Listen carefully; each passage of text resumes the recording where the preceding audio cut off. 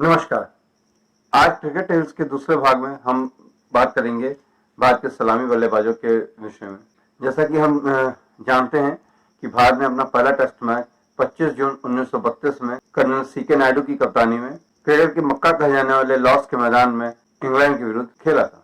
इस मैच में भारत के लिए सलामी बल्लेबाजी जे नवले और नवोमल जोमल ने किया था। अब बात की जाए सलामी बल्लेबाजों के, तो जैसा कि क्रिकेट का इतिहास है उसमें सलामी बल्लेबाजों का मुख्य जो रहा है वो ये हमेशा से रहा है कि सलामी बल्लेबाज का काम है कि अपने टीम को एक मजबूत शुरुआत प्रदान करना, मजबूत और स्थिर शुरुआत प्रदान करना, और जो नई गेंद है उसकी चमक को कम करना या खत्म करना, ये मुख्यतः सलामी बल्लेबाजों का काम माना गया है। परंतु समय के साथ साथ क्रिकेट के प्रारूपों में बदलाव आया, चीजों में बदलाव आया, जिसके साथ ही साथ समय अनुसार चीजें बदलती गई और सलामी बल्लेबाजों का रूप, स्वरूप और उनकी खेलने की तकनीक भी बदल गई। सलामी बल्लेबाजी की जो तकनीक में बदलाव आया, ये मुख्यतः एक दिवसीय मैचेस के आने के बाद आया, क्योंकि उसमें ओवर का रिस्ट्रिक्शन होता था। हर टीम को एक निश्चित ओवर में जीत के लिए रन बनाना होता था। जैसा कि हम जानते हैं कि टेस्ट मैच में ओवरों की कोई बाध्यता नहीं होती थी और मैच 5 दिन हुआ करता है और प्रत्येक टीम को अगर अवसर पड़ता है तो अधिकतम 2 बार बल्लेबाजी करने का अवसर भी मिलता है। परंतु एक दिवसीय क्रिकेट में ऐसा नहीं होता है। एक दिवसीय क्रिकेट मैच में प्रत्येक टीम को एक पारी मिलती है और वर्तमान में जो एक दिवसीय मैचेस हो रहे हैं उनमें मात्र 50 ओवर प्रत्येक टीम को मिलते हैं, जिसके कारण टीम मैच जीतने के लिए अधिक से अधिक रन बनाने का प्रयास करती है। आज की तारीख में एक दिवसीय क्रिकेट में पावर प्ले ओवर्स होते हैं, जिसमें क्षेत्ररक्षण, जिसमें फील्डर को आगे रखा जाता है और पीछे कम रखा जाता है। इससे आरंभ में रन बनाने में समस्याओं का सामना करना पड़ने लगा बल्लेबाजों को। इस समस्या का समाधान के लिए सलामी बल्लेबाजों ने क्या किया कि वो गेंद को उठा के मारना शुरू कर दिए, मतलब लिफ्टेड शॉट खेलने लगे, जिससे वो चौका छक्का ज्यादा मारने लगे और वो उस रिस्ट्रिक्शन पीरियड में अधिक से अधिक रन बनाने लगे और इससे टीम को एक फ्लाइंग स्टार्ट मिला और टीमें अधिक से अधिक रन अपने टीम के लिए में सफल हुई। प्रारंभ में सलामी बल्लेबाजी करने के लिए उन बल्लेबाजों को ही भेजा जाता था जो तकनीकी रूप से बहुत ही सुदृढ़ हो। प्रारंभ में सलामी बल्लेबाजी करने के लिए उन्हीं बल्लेबाजों को सलामी बल्लेबाज के रूप में भेजा जाता था जिनकी तकनीक बहुत अच्छी होती थी, सुदृढ़ तकनीक होती थी, वो हर प्रकार की गेम को खेल सके, स्पेशली फास्ट बॉलर को खेल सके। परंतु धीरे धीरे समय के साथ कप्तान की सोच में परिवर्तन आया और उसने ये महसूस किया कि क्यों ना ऐसे बल्लेबाजों को सलामी बल्लेबाज के रूप में भेजा जाए जो आसानी से सरलतापूर्वक बड़े बड़े शॉट खेल सकते हो, और अगर वो खेल गए लंबी पारी तो टीम के लिए अच्छा है, और अगर किसी भी कारणवश वो जल्दी आउट जाते हैं तो इस कंडीशन में उस टीम का जो अच्छा बल्लेबाज है, जिसको आप बल्लेबाजी, उस टीम की बैटिंग की बैकबोन या स्ट्रेंथ कह सकते हैं, वो बल्लेबाज टीम को नहीं खोना पड़ता था। वो बल्लेबाज टीम का बचा रहता था और वो आगे आके अपने काम को पूरा करते हुए अपनी टीम को विजय रन तक पहुंचा देता था या एक बड़े स्कोर तक पहुंचा देता था। फिर कुछ कप्तानों की सोच में परिवर्तन आया और बल्लेबाजों के बल्लेबाजी शैली में भी परिवर्तन आया और उन्होंने इस प्रकार के बल्लेबाजों को तैयार करना शुरू किया या उन बल्लेबाजों को अवसर दिया जो तकनीकी रूप से उतने ही सुदृढ़ और अच्छे हैं जितने कि बड़े बड़े शॉट खेलने में हैं। आज हम बात करेंगे भारत के कुछ प्रमुख सलामी बल्लेबाजों के बारे में, जिनमें प्रमुखता नाम आता है विजय मर्चेंट, एम.एस. जयसिम्हा, सुनील गावस्कर, सचिन तेंदुलकर, वीरेंद्र सहवाग और रोहित शर्मा का। सबसे पहले बात करेंगे विजय मर्चेंट। विजय मर्चेंट जी का पूरा नाम विजय सिंह माधोजी मर्चेंट और इनका वास्तविक नाम था विजय माधव ठाकुर। विजय मर्चेंट को उनकी सुदृढ़ बल्लेबाजी, तकनीकी ज्ञान के लिए ईस्ट का डॉन ब्रैडमैन भी कहा जाता था। विजय मर्चेंट और मुश्ताक अली ने 1936 में इंग्लैंड दौरे पर गई भारतीय टीम में थे और इन्होंने दूसरे टेस्ट मैच में 203 रन की बहुमूल्य साझेदारी की और इस पारी में विजय मर्चेंट ने 114 रन बनाए। इन्हें भारत के सर्वोच्चतम ओपनिंग प्लेयर के रूप में गिना जाता है।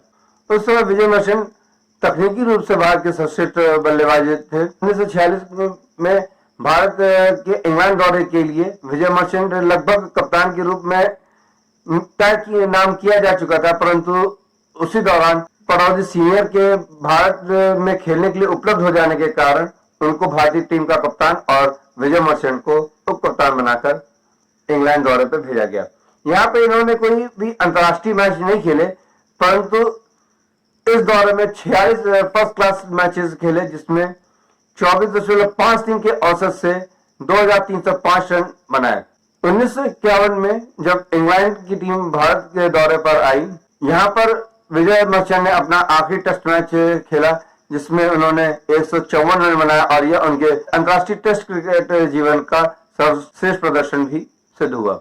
विजय मर्चेंट जिस समय क्रिकेट से संन्यास लिया, उस समय उनका फर्स्ट क्लास क्रिकेट में सन डॉन ब्रैडमैन के बाद सर्वाधिक दूसरा सर्वश्रेष्ठ औसत 71.64 था।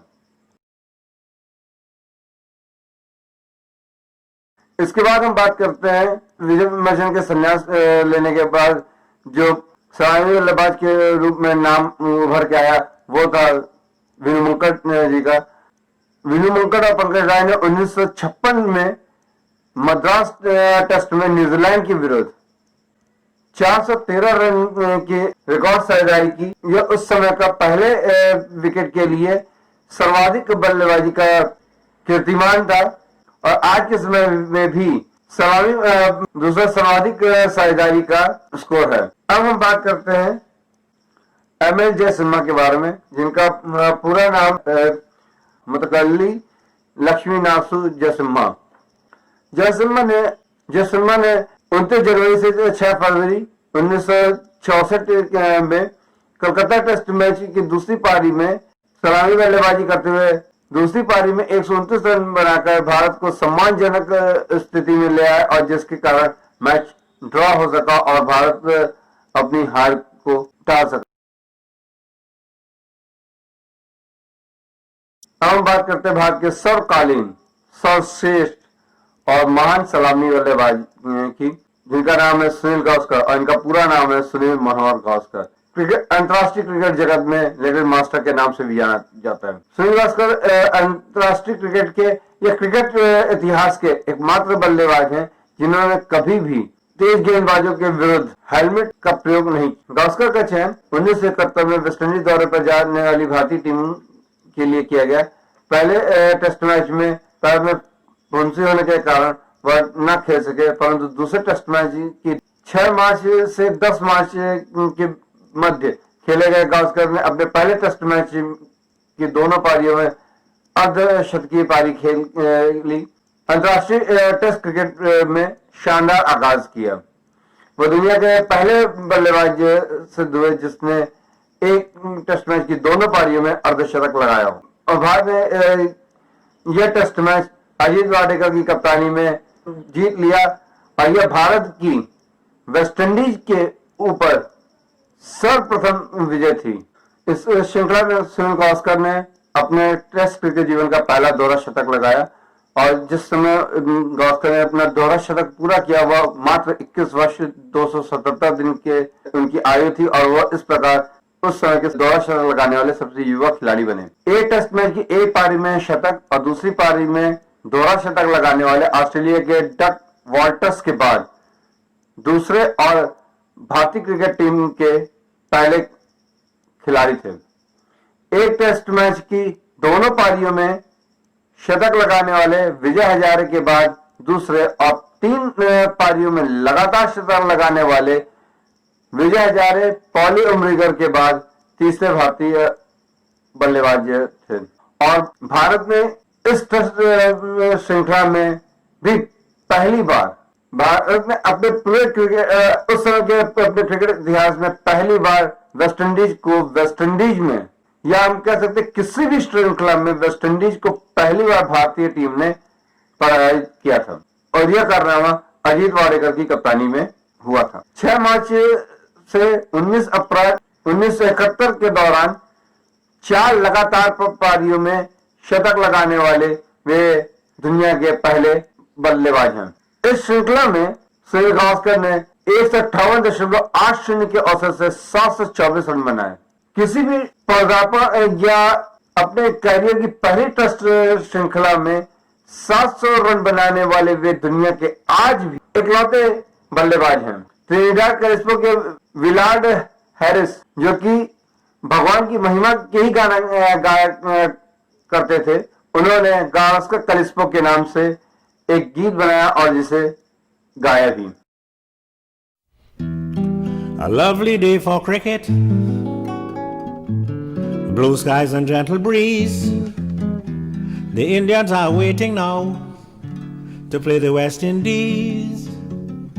A signal from the umpire, the match is going to start. The cricketers come on the field, they all look very smart. Irapali Prasanna, Gigi Boy and Wadika, Krishna Murthy and Vishnu Mankan. Them boys could well play cricket on any kind of wicket. They make the West Indies team look so bad. We was in all kind of trouble. Joey Carew pull a muscle, Clive Lloyd get about 3 run out. We was in trouble without a doubt. It was Gavaskar, the real master, just like a wall. We couldn't out Gavaskar at all, not at all. You know the West Indies couldn't out Gavaskar at all.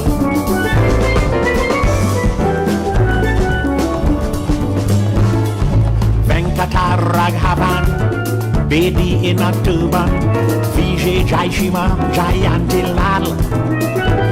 They helped to win the series against the West Indies at Sabina Park and Queen's Park Oval. 158 by Ganai really sent our hopes up high. Noriega 9 for 95, the Indian team they still survive. It was Gavaskar, the real master, just like a wall. We couldn't out Gavaskar at all, not at all. You know the West Indies couldn't out Gavaskar at all.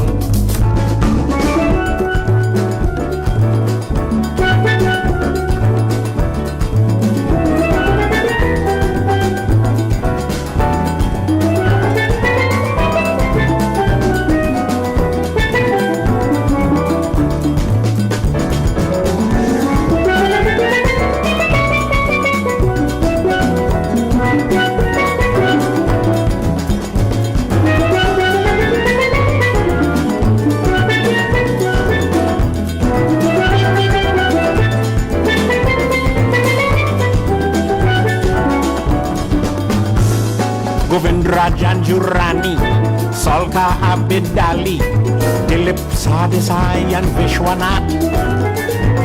They make West Indies bowlers look like second raters when those fellows came out here to bat. West Indies try holder and keep voice, they had no other choice. They who try with Newton Dow, but a shot and they're sorry they bring him now. It was Gavaskar, the real master, just like a wall. We couldn't out Gavaskar at all, not at all. You know the West Indies couldn't out Gavaskar at all.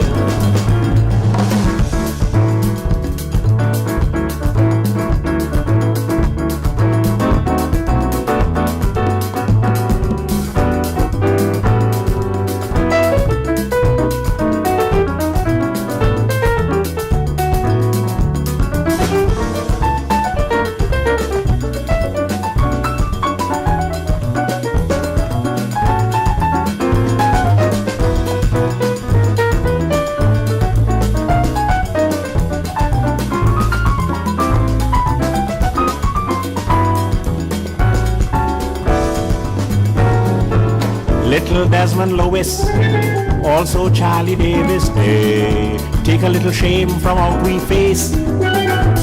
But Sobers as a captain, he won plenty coaching before we cricket end up in a disgrace. Beatty here that he became a father, he catch out whole five in the cover. But when Sobers here, he too had a son. He made duck and went back in the pavilion. It was Gavaskar, the real master, just like a wall. We couldn't out Gavaskar at all, not at all. You know the West Indies couldn't out Gavaskar at all. You know the West Indies couldn't out Gavaskar at all. You know the West Indies couldn't out Gavaskar at all. Gavaskar के इस अद्भुत और शानदार आगाज से अचानक दुनिया के सभी गेंदबाजों के निशाने पे आ गए और जिसका कारण ये हुआ कि वो अपनी पहली श्रृंखला का जो प्रदर्शन था उसे रिपीट न कर सके और जिसका दबाव उन पे पड़ने लगा। 12 अप्रैल 1976 वेस्टइंडीज की टीम ने भारतीय टीम को टेस्ट मैच जीतने के लिए 406 रन का लक्ष्य दिया। भारत को इस मैच को जीतने के लिए अपनी चौथी पारी में 406 रन बनाना था, परंतु उस समय तक ऐसा रन का चेज कभी हुआ नहीं था और यह माना जा रहा था कि भारत यह मैच जीत तो नहीं सकता है। हाँ, ये हो सकता है कि मैच भारत ड्रॉ करा ले जाए, परंतु भारतीय टीम का उस दिन उद्देश्य ध्येय कुछ और ही था। गावस्कर ने इस मैच में 102 रन बनाए और भारत टेस्ट मैच में विजय बनाया। इस श्रृंखला में गावस्कर ने 55.71 के औसत से 390 रन बनाए। गावस्कर के टेस्ट कैरियर में ऐसी बहुत सी बहुमूल्य पारियां हैं। सुनील गावस्कर टेस्ट क्रिकेट में 10,000 रन बनाने वाले दुनिया के पहले बल्लेबाज हैं। गावस्कर को अब तक का सबसे सलामी बल्लेबाज माने जाने के कई कारण हैं, क्योंकि गावस्कर के टाइम में जो गेंदबाज थे वो चाहे कोई भी देश हो, ऐसा माना जाता है कि उस समय के जो तेज गेंदबाज थे वो दुनिया के सबसे खतरनाक गेंदबाज थे। उसमें चाहे मैल्कम मार्शल हो, जो गार्डनर हो, डेनिस लीली हो, इयान बॉथम हो, इमरान खान हो, ये सभी गेंदबाज उस दौर के सबसे खतरनाक गेंदबाज माने जाते थे और गावस्कर इन सभी का सामना किया है। इसलिए गावस्कर को सर्वकालीन सर्वश्रेष्ठ बल्लेबाज माना जाता है।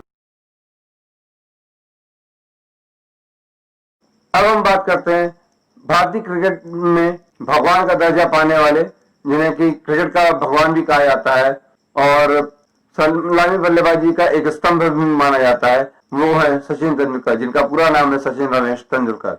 ये एक ऐसा टाइम था जब टेस्ट मैचेस और एक दूसरे मैचेस दोनों ही खेले जा रहे थे। हाँ, एक दूसरे मैचेस की संख्या पहले की तुलना में बढ़ चुकी थी और बल्लेबाजी के तौर तरीकों में बदलाव आ चुका था।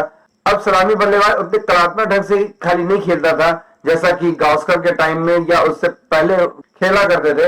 अब सलामी बल्लेबाज बड़े बड़े शॉट्स खेलने लगे थे और अपनी टीम को अधिक से अधिक रन बनाने में सहायता प्रदान करने लगे थे। ये दौर एक ऐसा दौर भी था कि जब लोग स्टेडियम में या टीवी के सामने सिर्फ सचिन तेंदुलकर की बल्लेबाजी देखने के लिए बैठा करते थे। अगर सचिन तेंदुलकर लंबा खेल रहे हैं तो लोग पूरा मैच देखते थे और अगर सचिन तेंदुलकर आउट हो गए जल्दी तो वो स्टेडियम या टीवी छोड़ के चले जाया करते थे।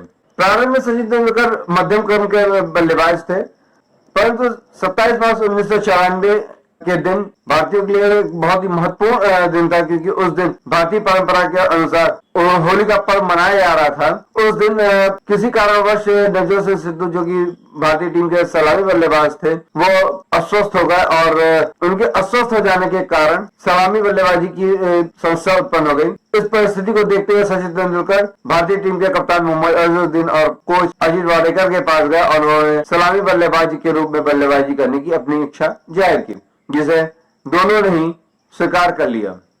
और इस मैच में सचिन तेंदुलकर ने मात्र 49 गेंदों पे 167.34 के और स्ट्राइक रेट से 15 चौके और 2 छक्के की सहायता से 82 रन बनाकर भारत को यह मैच जिता दिया।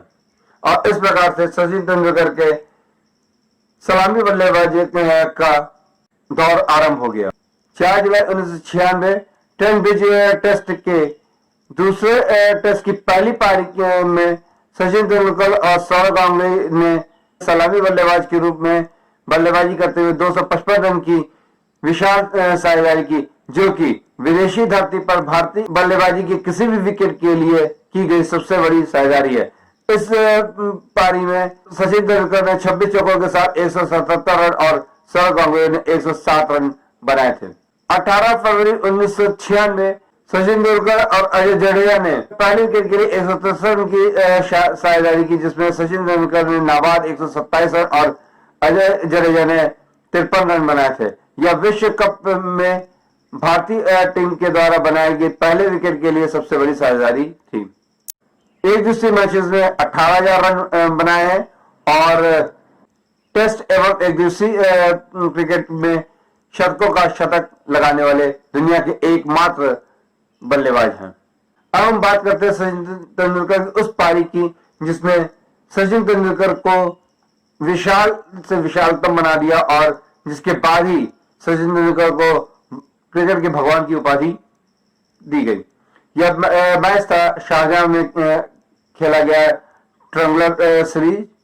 22 अप्रैल 1998 में इंडिया और ऑस्ट्रेलिया के बीच शारजाह क्रिकेट संघ के मैदान पर मैच खेला गया और कुछ परिस्थितियां ऐसी बन गई थी कि भारत को फाइनल में क्वालिफाई करने के लिए एक निश्चित स्ट्राइक रेट से खेलना था और अगर वो उस स्ट्राइक रेट से खेलता तभी वो फाइनल में पहुंच सकता था। इस मैच में एक डेजर्ट स्टॉर्म भी आया था और डेजर्ट स्टॉर्म तो आके कुछ समय बाद थम गया, परंतु सचिन के बैट से जो रनों की बारिश शुरू हुई वो किसी डेजर्ट स्टॉर्म से कम नहीं था और उस अंधाधुंध आतिशी पारी में सचिन तेंदुलकर ने मात्र 131 गेंदों पर 109.6 के स्ट्राइक रेट से 9 चौके और 5 छक्के की मदद से 143 रन बनाए। परंतु यह दुर्भाग्य रहा कि सचिन की इतनी बेहतरीन पारी खेलने के बावजूद भारत वह मैच हार गया। परंतु भारत को जिस स्ट्राइक रेट की दरकार थी फाइनल में पहुंचने के लिए, सचिन तेंदुलकर की उस पारी ने उस स्ट्राइक रेट को बना दिया था और जिसके कारण भारत ने 24 अप्रैल 1998 को शारजाह क्रिकेट संघ के मैदान पर ऑस्ट्रेलिया के विरुद्ध फाइनल मैच खेला। इस मैच में भी सचिन की बल्लेबाजी का वही रूप देखने को मिला जो कि पिछले मैच में था। कई लोगों ने तो यहां तक कहा कि सचिन ऐसा लग ही नहीं रहा कि ये दो अलग अलग मैच हैं, ऐसा लग रहा है जैसे ये दोनों मैच एक ही हैं, क्योंकि सचिन की बल्लेबाजी आतिशी बल्लेबाजी का रूप स्वरूप बिल्कुल वही था जो पिछले मैच में था। सचिन ने इस मैच में 131 गेंद पर 102.29 के स्ट्राइक रेट से 12 चौके और 3 छक्के की सहायता से 134 रन बनाया और भारत को शारजाह कप में विजयी बनाया। सचिन की इस आतिशी पारी को विजडन ने सम्मानित करते हुए 188.49 की रेटिंग से छठी सर्वश्रेष्ठ पारी घोषित किया। अंतरराष्ट्रीय एक दिवसीय क्रिकेट में सब प्रथम दोहरा शतक लगाने का श्रेय सचिन तेंदुलकर को जाता है, जो उन्होंने दक्षिण अफ्रीका के विरुद्ध लगाया था। और एक दिवसीय क्रिकेट और टेस्ट क्रिकेट में 10,000 से अधिक रन बनाने वाले वे दुनिया के पहले बल्लेबाज हैं। एक दिवसीय मैचेस में 18,000 रन बनाए हैं और टेस्ट एवं एक दिवसीय क्रिकेट में शतकों का शतक लगाने वाले दुनिया के एकमात्र बल्लेबाज हैं।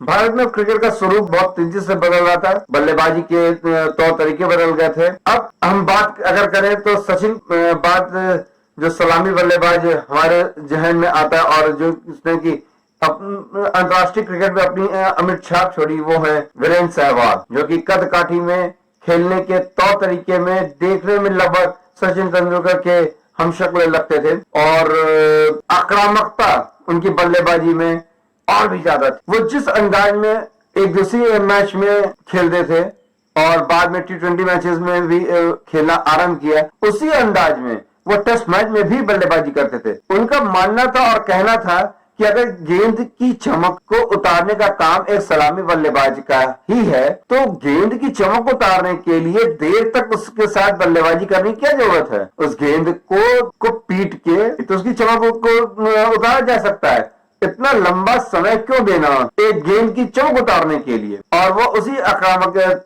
तरीके से बल्लेबाजी करते थे। वीरेंद्र सहवाग एक दिवसीय क्रिकेट में अपने गुरु आदर्श और क्रिकेट के भगवान कहे जाने वाले सचिन तेंदुलकर के बाद एक दिवसीय क्रिकेट में दोहरा शतक लगाने वाले दुनिया के दूसरे और भारत के भी दूसरे बल्लेबाज हैं। वीरेंद्र सहवाग को तकनीकी रूप से उतना सुदृढ़ बल्लेबाज नहीं माना जाता था, उसके बावजूद टेस्ट क्रिकेट मैच में उन्होंने 2 सबसे तेज दोहरे शतक का विश्व कीर्तिमान बनाया है।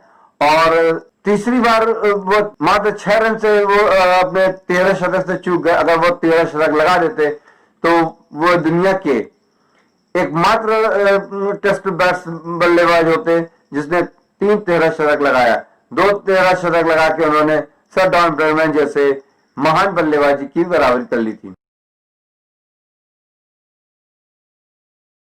इस विस्फोटक बल्लेबाज के बाद और आज के दौर में जो सलामी बल्लेबाज का दावेदार जिस बल्लेबाज के कंधों पर है वो है रोहित शर्मा।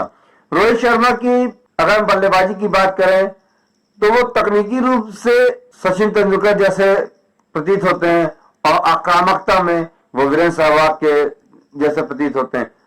कहा जा सकता है कि रोहित शर्मा जो है सचिन तेंदुलकर और वीरेंद्र सहवाग का कॉम्बो है, पैक है। और रोहित शर्मा टेस्ट क्रिकेट में भी अब सलामी बल्लेबाज के रूप में अपने टेस्ट जीवन को आरंभ कर चुके हैं और उसमें उनको सफलता भी प्राप्त हुई है। मगर परंतु एक दूसरी क्रिकेट में उन्हें अधिक सफलता प्राप्त हुई है और वो वर्तमान क्रिकेट के बेस्ट ओपनर है। रोहित ने शिखर के साथ कई मौकों पर विस्फोटक स्टार्टिंग दी है और भारत की जीत में प्रमुख भूमिका निर्वाह की है। 3 अवसरों पर एक दिवसीय क्रिकेट में दोहरा शतक लगाया और वह ऐसा कारनामा करने वाले दुनिया के एकमात्र बल्लेबाज हैं और भारत के तीसरे बल्लेबाज हैं जिन्होंने एक दिवसीय क्रिकेट मैचेस में दोहरा शतक लगाया है, जिसमें 13 नवंबर 2014 में कलकत्ता में श्रीलंका के विरुद्ध उन्होंने अपना सर्वश्रेष्ठ स्कोर बनाया। और टेस्ट क्रिकेट मैच में भी जैसा कि मैंने आपको बताया कि उन्होंने अपना सलामी बल्लेबाज के रूप में क्रिकेट जीवन आरंभ कर दिया और उस आरंभ में ही उन्होंने इसका आगाज अपने दोहरे शतक के साथ किया था। मैं उम्मीद करता हूं कि क्रिकेट टेस्ट के दूसरे भाग में आपको सलामी बल्लेबाजों से संबंधित कुछ रोचक तथ्यों के बारे में पता चला होगा और हमारे प्रमुख सलामी बल्लेबाजों के बारे में जानकारी मिली होगी जो आपको पसंद आया होगा। नमस्कार। Please like, subscribe and press the notification bell. Thank you.